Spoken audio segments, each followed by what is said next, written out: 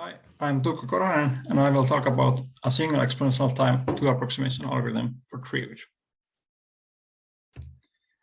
So Treewidth is a classical graph parameter that intuitively measures how close a graph is to a tree. So for example, all trees have Treewidth 1, and this example graph drawn here on the right has Treewidth 2, and the n-times n grid has Treewidth n. And the Treewidth of a graph is defined as the minimum width of a tree decomposition of the graph. So here is a picture of a tree decomposition of this example graph. And this definition with tree decompositions was given by Roberts and Seymour in 80s in the Graph Miners project. But the same equivalent concept was discovered independently by Arborek and Broskorowski, and already in the 70s by Bertele and Brioschi and Hallin. So let's look at the definition of a tree decomposition. So a tree decomposition of a graph G, it's a tree T of backs Bi that are vertex subsets of the graph. So for example, this here is a back containing vertices A, B, and C that satisfies three properties. So first, we must have that every vertex of the graph is in some back. And then we must have that every edge of the graph is in some back, which means that both endpoints of the edge are in the back. So for example, here we have edge between A and B, and so this is in this back because it contains both A and B.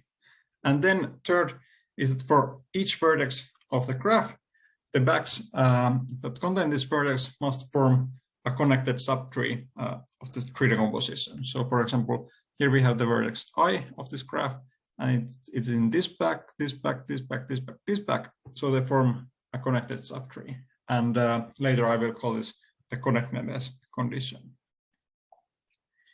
And so the width of a tree decomposition is the maximum size of a back minus 1. So the width of this tree decomposition, so here maximum size of back is 3, so the width is 2.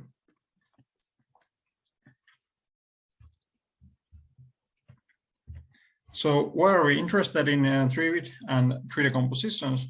Well, it has a lot of applications in computer science and graph theory, but for this work, maybe the most relevant thing is that there are hundreds of results saying that some problems that are hard in general can be solved efficiently if tree decomposition of small width is known. So there are hundreds of results of form that given an n-vertex graph with the tree decomposition of width k of this graph, some computer problem, like, I don't know, maximum independent set or longest path or coloring can be solved in time f of k, so a function depending only on the width, times polynomial in n. So they are fixed parameter, tractable parameters by the width of the given tree decomposition. And for this work, maybe a relevant thing is that this f of k here is often a single exponential function, so it's a form of 2 to the O of k, and this polynomial is actually linear. So we have this kind of algorithms for like tree coloring or maximum independent set, or even like a Hamiltonian cycle.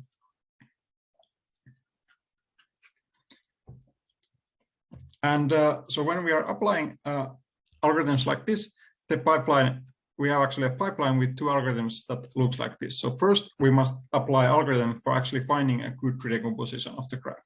And only after that, we can give the graph and tree decomposition to this algorithm that actually uses the tree decomposition. Okay. And so there are a lot of hundreds of results focusing on the second part. And here in this part, we focus on the first part. So on finding a good tree decomposition of a graph. And so because Treewidth is so fundamental and has so many applications, so there's a long history of algorithms for finding good tree decompositions. So the first was by Arborek, Korhonen, and Broskorowski in 87. So they gave an algorithm that finds an optimal tree decomposition, so a decomposition of whose width is equal to the tree width of the graph with time complexity O of n to the power of k plus 2, where n is the number of vertices of the graph and k is the tree width of the graph. So this is polynomial for fixed k, but it's not a fixed parameter algorithm. But already quite early, quite nice algorithm for finding tree decompositions was given. So Robertson and Seymour in their GraphMiner series, they gave a 4 approximation algorithm for Treewidth, which means that this algorithm outputs a tree decomposition whose width is at most 4 times the tree width of the graph, and which has time complexity single-exponential k, the tree width, and quadratic in the number of vertices. So this is nice. This can be used for obtaining fixed parameter algorithms parameters by tree width.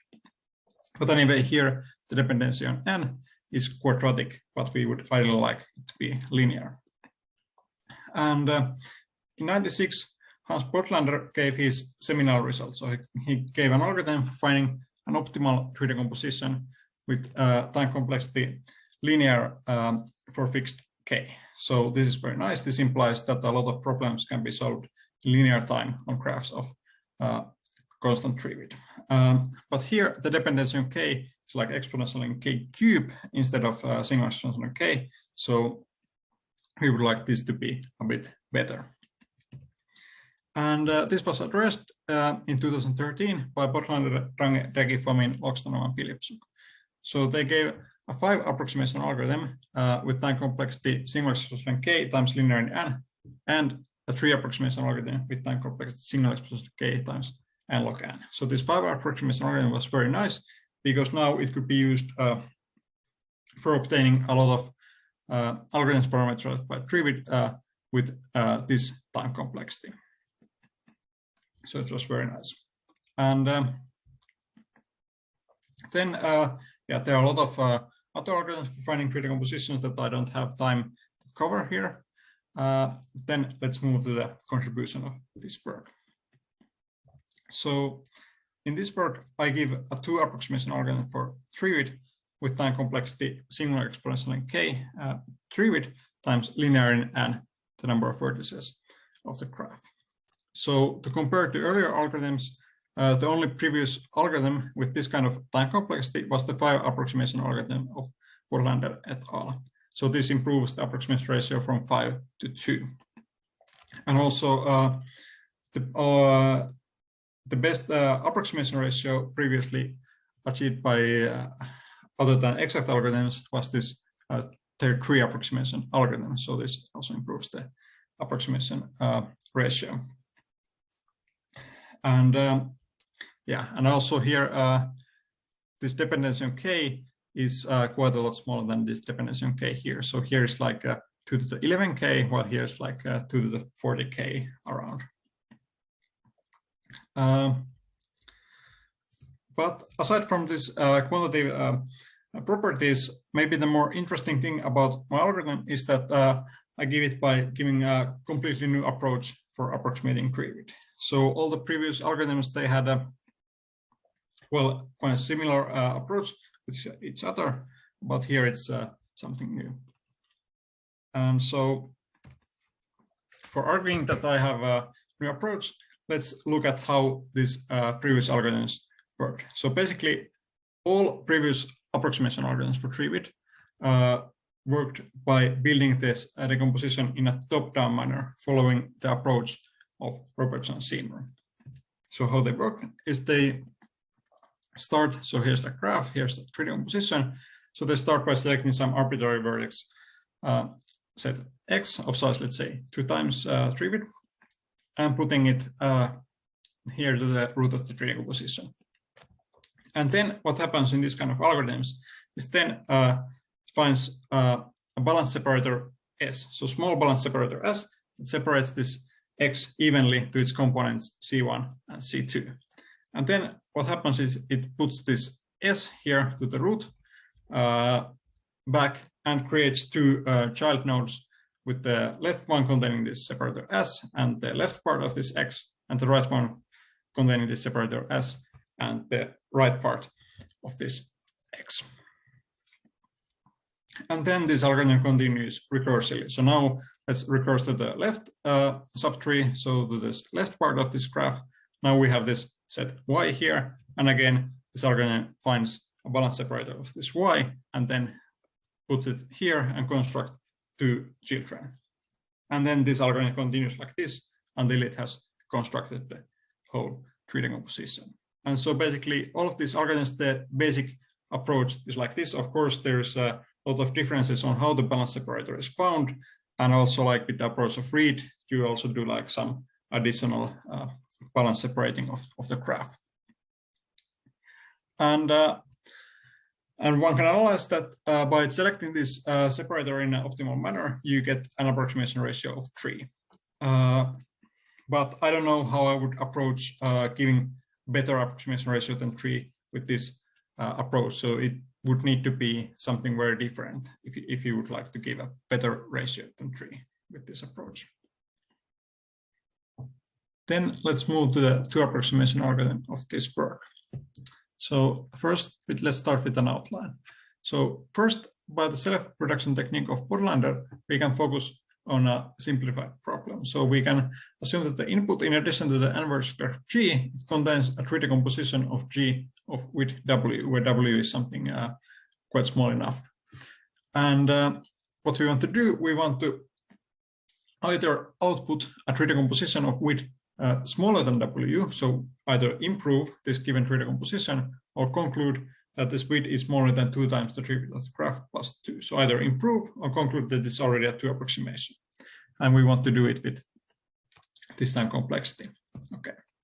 So let T be the tree decomposition given in the input and W the width.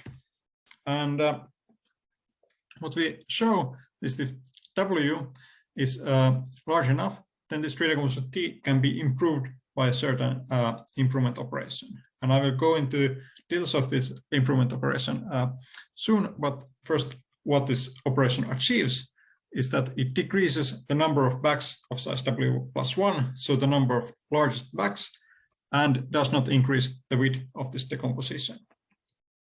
So first we might have a large number of these bags of size W plus 1, but we do multiple times this improvement operation, and then we get rid of all of the largest bags, and then finally improve the width of the decomposition. So we get this improvement by applying this operation multiple times.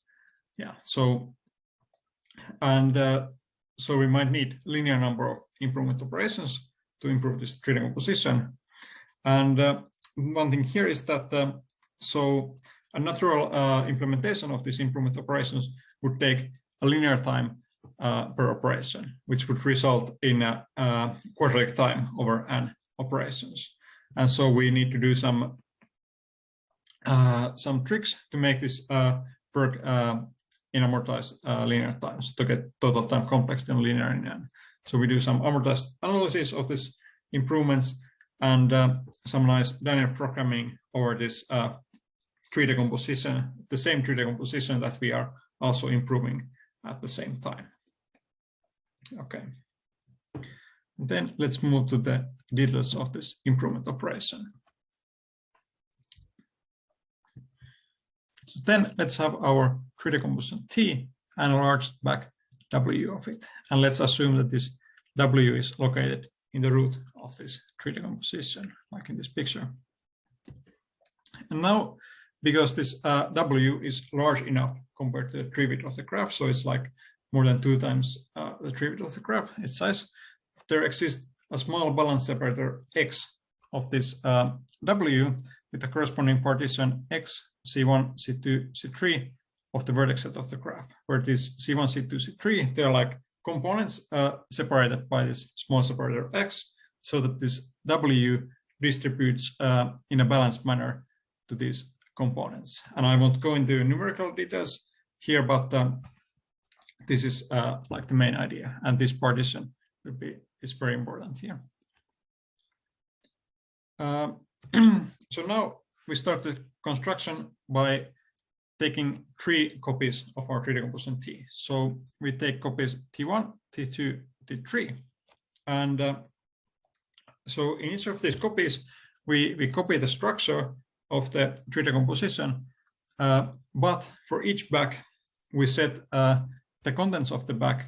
We take, so we have original bag B in this tree decomposition here. So now, and then we have a bag BI here in each of these constructions that is constructed by taking the intersection of B with CI union X. So for example, this W1 here is constructed by taking W intersection C1 union X. So this is so we start by constructing these 3 copies, and that where we have these intersections. And then what we do, we in the middle we connect these copies. So we have this root bags W1, W2, W3 corresponding to W. We connect them to a new bag containing this balanced separator X. And it turns out that because this X is a separator between these components, that this is almost a 3 decomposition of our graph G.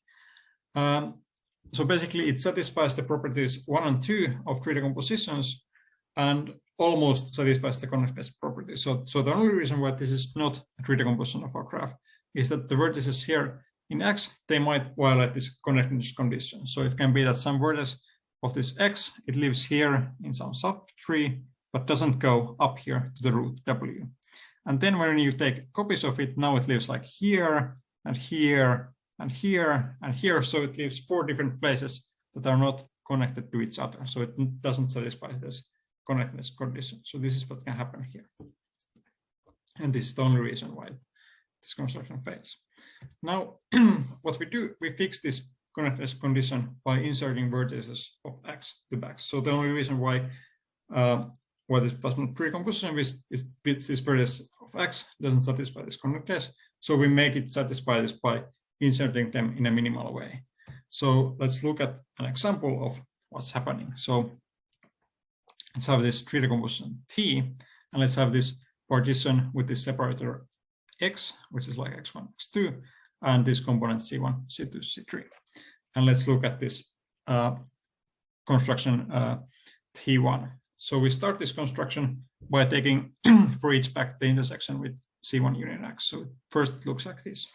Then what we want to connect this W1 to the back X up here. So what we want to do, we want to have this vertices of X to have this subtree going all the way up here. So we insert this X1 to here, here, and here, and then we insert this X2 to here and here. And now we get this construction that satisfies this connectedness condition. So now we have this back X here, but we have also it here, and now these are connected like nicely here. And of course we do this same thing also for T2 and T3. Okay. And okay, let's look what's happening. So now each back B of our original 3 decomposition T was replaced by backs B1, B2, B3 in this part like T1, T2, T3 that were connected by X. And now our main lemma says that even if we do this fixing, by inserting stuff, it's not obvious that this holds, but what our main lemma is that this holds. So even if we do fixing, it holds that if this balanced separator X in this construction is chosen according to specific criteria, so the criteria is like first, it minimizes the size of X, and secondarily, it optimizes also some other more complicated criteria. Then it will hold that each of these copies BI will have size at most of the size of the original back B for all backs B of this original decomposition, and all of these copies I is like 1, 2, 3. Okay, and also we have that this equality here holds only in a degenerate case where we can throw the other backs Bj away. So where we can have only like 1 copy of this back and throw the 2 other copies away. So this will be the only case where this equality holds. And for this root back W, we have that this strictly inequality for all I by definition of the balanced separator.